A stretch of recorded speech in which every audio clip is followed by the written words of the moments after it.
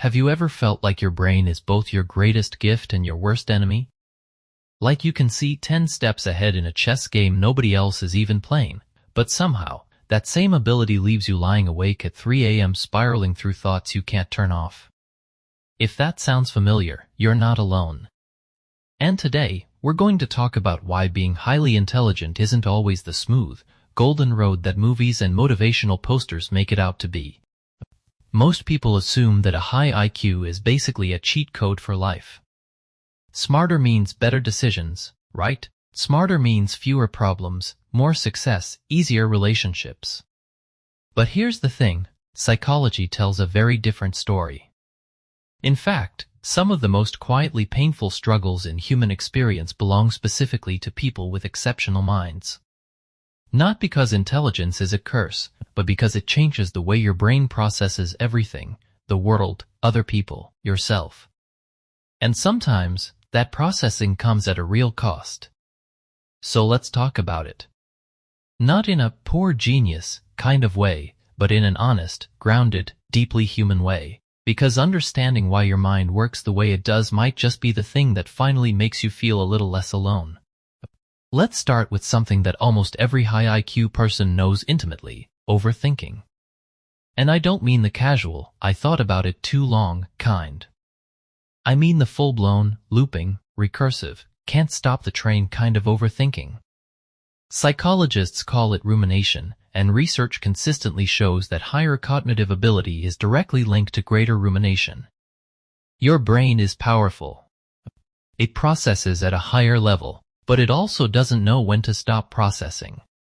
Imagine your mind is a sports car engine. Most engines idle quietly when parked. But an engine built for Formula 1 racing? It hums louder, runs hotter, and burns fuel even when it's sitting still. That's what a highly active, high IQ brain does. It keeps running scenarios. It revisits conversations. It maps out future possibilities, including all the ways things could go wrong. And while this makes you excellent at problem solving and anticipating risk, it also makes rest genuinely hard to come by. Here's the cruel irony. The smarter you are, the better you are at constructing very convincing arguments for why you should worry. Your brain doesn't just panic randomly. It panics with citations. It builds a logical case for your anxiety, which makes it feel completely justified. And that's one of the reasons why high IQ individuals statistically experience higher rates of anxiety and mood disorders. A 2015 study published in the journal Intelligence found a strong correlation between high IQ and anxiety, not because anxious people are smarter, but because smarter people are more prone to deep existential and analytical worry. Then there's the loneliness. And this one is subtle, but it runs deep. When you're highly intelligent, you often experience the world at a different frequency than most people around you. Your conversations want to go deeper. Your curiosity pulls in directions others find strange or unnecessary. You might find yourself laughing at something nobody else caught, or feeling deeply moved by something that barely registered for the people next to you. Over time, that gap starts to feel less like a quirk and more like a wall. Think about it this way. Imagine you're someone who loves jazz, not background jazz, but the complex, intricate, improvisational kind. Now imagine you're surrounded by people who only ever want to listen to commercial pop. Nothing wrong with pop, but you're starving for something specific, something that resonates at your frequency, and it just isn't there. That's what intellectual loneliness feels like. And for many highly intelligent people, it starts young, in classrooms where they finish assignments too quickly, in friendships where depth feels one-sided, in families where "you think too much" becomes the recurring feedback. Psychologist Lita Hollingworth, who spent decades studying profoundly gifted children in the early 20th century, found that children with very high IQs often struggled enormously with social connection, not because they lacked empathy, but because the gap between their intellectual and emotional world and those around them was simply too wide. They weren't better than other kids. They were just different. And different, without understanding, becomes isolating. But here's where it gets even more interesting and more counterintuitive. High IQ people often struggle with decision-making and completion, not because they can't think, but because they think too much. It's called analysis paralysis, and it's practically a hallmark of the highly intelligent mind. When you can see multiple outcomes, weigh dozens of variables, and genuinely appreciate the complexity of any given situation, making a simple decision can feel mountainous. Which career path? Which relationship? Which version of the plan? Your brain generates options faster than your emotions can sort them. And so you stall. You research more. You wait for perfect clarity that never quite arrives. The projects that never get finished. The business ideas that stay in notebooks. The creative work that remains private because it never feels ready. These aren't signs of laziness.